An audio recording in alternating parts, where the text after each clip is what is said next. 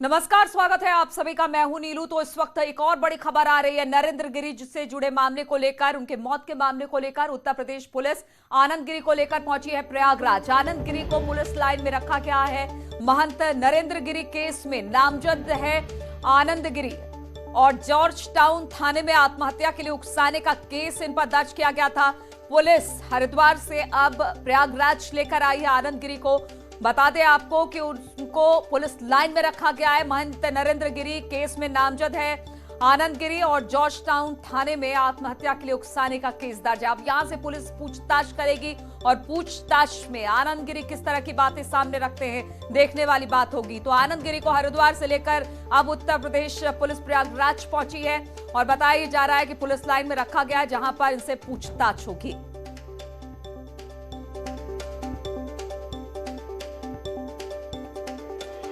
तो उत्तर प्रदेश पुलिस आनंद गिरी को लेकर प्रयागराज पहुंच चुकी है। प्रयागराज में पुलिस लाइन में रखा गया है, जहां पर नरेंद्र गिरी की मौत के मामले में नामजद है आनंद गिरी, जिनसे पूछताछ की जाएगी। कल जॉर्ज टाउन थाने में एक एफआईआर दर्ज की गई थी और अब आनंद गिरी को लेकर पुलिस लाइन पहुंची है उत्तर प्रदेश की पुलिस। और नरेंद्र गिरी की संदिग्ध मौत मामले में गिरफ्तार आनंद गिरी ने अपनी सफाई में कहा कि वो बेकसूर है और उसको साजिश के तहत फंसाया जा रहा है। अगर उनके मन में कोई संदेह ऐसा होता तो वो सरकार से शिकायत करके मुझे जेल भिजवा सकते थे, मेरे खिलाफ कार्रवाई कर सकते थे। ये सीधा सीधा प्रकरण हत्या का है। मेरे गुरुजी को मारा गया है, उनको प्रताड़ित किया गया था, उनको कहीं न कहीं से बड़े दबाव के साथ उनके साथ षड्यंत्र हुआ है और उसी षड्यंत्र में बची हुई मठ की संपदा को खुर्द-बुर्द करने के लिए और जो काले नकाबपोश लोग जिन्होंने इस मठ की संपदा को खुर्द-बुर्द करके अपनी तिजोरियां भरी है, वो लोग बच जाए, इसलिए उन्होंने मेरा नाम इसमें डाल दिया, ताकि क्योंकि मैं ही एक व्यक्ति हूं जो पूरी हिस्ट्री को जानता हूं। और महंत नरेंद्र गिरी की संदिग्ध मौत के बाद कई राज हैं जिसकी जांच बेहद जरूरी है। एफआईआर की कॉपी और सुसाइड नोट में अंतर भी कई दिखाई दे रहे हैं, जिसको लेकर अब कई सवाल भी खड़े हो रहे हैं। तो ये सवाल क्या क्या है वो भी हम आपको बताते हैं। सुसाइड नोट में 3 नामों का जिक्र, एफआईआर में सिर्फ आनंद गिरी के नाम का जिक्र किया गया है। वहीं एफआईआर में दरवाजा तोड़ने का जिक्र नहीं है, धक्का देकर खोलने की बात कही गई है। एफआईआर में संपत्ति विवाद और वीडियो का जिक्र नहीं किया गया है, जबकि सुसाइड नोट में इस वीडियो का जिक्र किया गया है, वो भी ब्लैकमेलिंग की बात कहते हुए।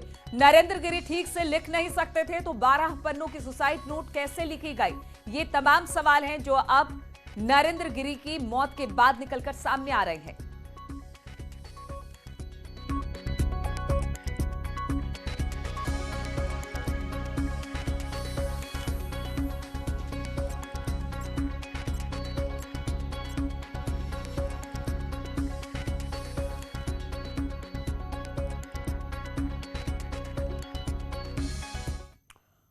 और हम आपको अब ग्राफिक्स के जरिए बताते हैं कि एफआईआर में क्या क्या लिखा हुआ था। महंत नरेंद्र गिरी कल दोपहर 12:30 बजे भोजन करके रोज की तरह आराम करने गए थे। रोज दोपहर 3 बजे उनकी चाय का वक्त होता था, समय होता था, लेकिन कल उन्होंने चाय के लिए पहले ही मना कर दिया था। कहा जब चाय पीना होगा तो सूचना दे देंगे। शाम 5 बजे कोई सूचना ना मिलने पर शिष्यों ने फोन किया। नरेंद्र गिरी का फोन बंद आया, दरवाजा खटखटाया गया। कोई आहट ना मिलने पर 3 शिष्यों ने दरवाजे को धक्का दिया।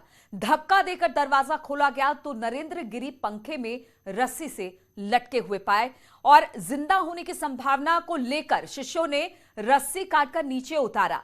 तब तक नरेंद्र गिरी की मौत हो चुकी थी। नरेंद्र गिरी पिछले कुछ महीनों से आनंद गिरी को लेकर परेशान चल रहे थे। ये बात वो स्वयं कभी कभी शिष्यों से कहा करते थे।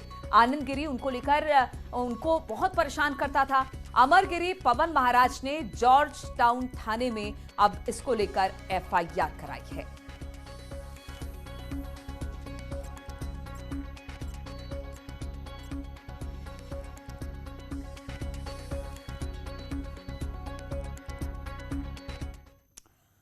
और नरेंद्र गिरी मौत केस में सुशील मिश्रा ने अपना बयान दिया है। उन्होंने कहा है कि मैंने सिर्फ समझौता कराया। बीजेपी के नेता हैं सुशील मिश्रा। उन्होंने कहा कि मैंने समझौता कराया था।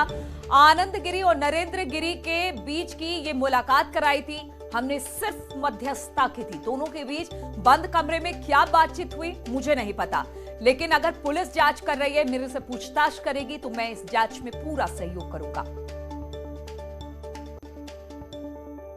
जब आप लोगों ने मध्यस्थता करवाई थी तो कारण क्या था कि मध्यस्थता की नौबत आई थी? अब असल में बड़े महाराज छोटे महाराज में विवाद जो था वो आप सब प्रेस मीडिया उस समय चल ही रहा था, देख ही रही थी। तो काफी कुछ इधर उधर छप रहा था। तो बड़े महाराज जी उस समय आहत थे और हम लोग मंदिर से जुड़े थे, 15-20 सालों से लगातार दर्शन करने जाते हैं। तो उस समय धर्म की भी बेइज्जती हानि हो रही थी, सनातन धर्म की। तो बड़े महाराज का भी प्रयास था कि भाई जो भी है बैठ के बात हो जाए। तो उस पीरियड में एक समझौता हुआ और बहुत हेल्दी एटमॉस्फेयर। पहले महाराज जी की ऑलरेडी समझौते की बात इनकी उनकी हो गई थी रविंदर पुरी जी महाराज के माध्यम से, शायद किसी महंत के, मुझे नाम हो सकता है, मैं कंफ्यूज हूँ। तो एक बार टेलीफोन से बात हो गई थी, तो छोटे महाराज का बयान भी आ गया था कि मैं प्रेस मीडिया में कुछ नहीं दूंगा। लेकिन उसके बाद 4 कोई समथिंग डेट है मई में, उसमें बैठ के सब दोनों लोगों के एटमॉस्फेयर अच्छे में बात हुई। दोनों ने एक दूसरे को मतलब उन्होंने माफी नहीं, मांगी। लेकिन बात तो हुई थी, मध्यस्थता तो करवाई थी आपने, लेकिन मुद्दा क्या था जो विवाद का था? नाराजगी किस बात को लेकर थी? अब वो लोग आपस में अलग कमरे में बैठ के बात किए। वो लोग अलग कमरे में पहले दोनों लोग बैठ के बात किए, फिर हम लोग जब इन लोगों की वार्ता हो गई, उन्होंने माफी मांगी, आए तो अपना एक लिखे कि आइंदा भविष्य में हम जो भी गलती किए हम महाराज जी से माफी मांगते हैं। और माफी मांगने के बाद उन्होंने महाराज जी ने माफ किया। फिर वहां पे अच्छे से खाना पीना खाए। उसके बाद ये उधर गए, महाराज जी इधर आए। तो दोनों में उस समय बहुत हेल्दी एटमॉस्फेयर में समझौता हुआ था। लेकिन आप लोगों को पता नहीं चल पाया कि भाई नाराजगी किस वजह से है, कि जिसकी वजह से हम लोगों की न बड़े महाराज ने कभी ऐसा चर्चा चली, अगर कोई ऐसी बात आती तो महाराज जी बताते। और अभी पिछले शनिवार को हम लोग वहाँ पे दर्शन किए, हर मंगल शनिवार को जाते हैं, दर्शन किए, महाराज जी से बहुत अच्छी वार्ता हुई। महाराज जी ने क्या शिकायत की इस बात की कि भाई आनंद गिरी फिर से मतलब कोई बात ही नहीं। और नरेंद्र गिरी मौत के मामले में एक उत्तर प्रदेश पुलिस का एएसपी है, वो भी जांच के घेरे में है। एएसपी ओपी पांडे से भी अब इसको लेकर पूछताछ होगी। ओपी पांडे ने भी मध्यस्थता कराई थी नरेंद्र गिरी और आनंद गिरी के बीच में। दोनों संतों के काफी करीबी थी। ओपी पांडे एसपी नेता इंदु प्रकाश से भी अब इसको लेकर पूछताछ होगी। बीजेपी नेता सुशील मिश्रा का भी नाम इसमें सामने आ रहा है। गुरु शिष्य के विवाद की जांच पुलिस कर रही है और कल अब बयान दर्ज किए जाएंगे।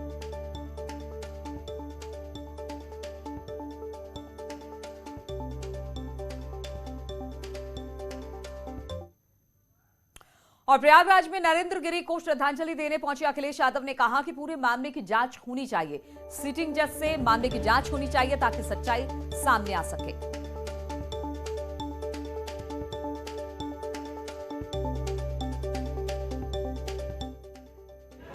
सिटिंग जज, हाई कोर्ट माननीय सिटिंग जज से यहाँ की जांच होनी चाहिए, जिससे कि पूरी की पूरी सच्चाई सामने आए।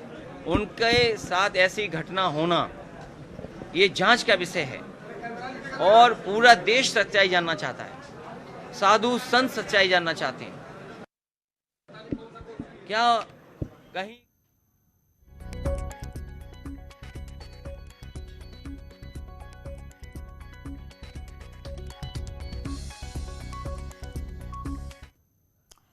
और आप बढ़ते हैं अगली खबर की ओर। तो बीजेपी के फायर ब्रांड नेता संगीत सोम ने एक ऐसा बयान दिया जिस पर बकेड़ा खड़ा हो गया है।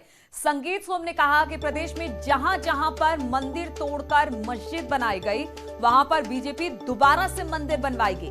इसके अलावा उन्होंने एसपी सुप्रीमो अखिलेश यादव पर निशाना साधते हुए कहा कि कुछ लोग आजकल सीजनल हिंदू बन रहे हैं। अपनी सरकार में संतों पर लाठीचार्ज करवाने वाले अब हरिद्वार जाकर संतों से माफी मांग रहे हैं।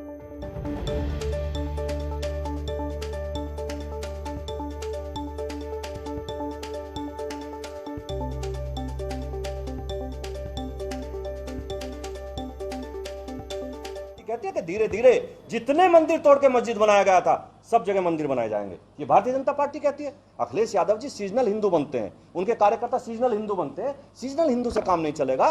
हिंदुस्तान में हर आदमी हिंदू है। यहाँ का मुसलमान भी हिंदू है, यहाँ का हिंदू भी हिंदू है, और हिंदुस्तान हिंदुओं का ही है और हिंदुओं का ही है।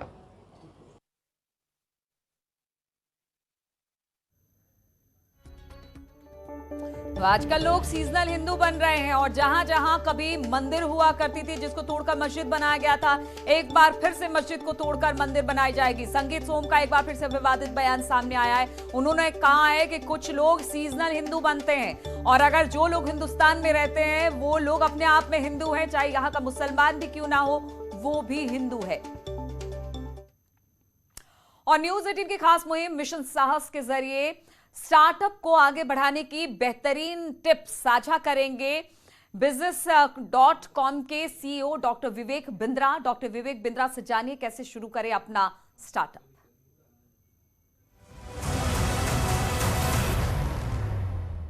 नमस्कार, मैं Vivek Bindra, founder and CEO Bada business.com। आज बात करेंगे how to start a startup.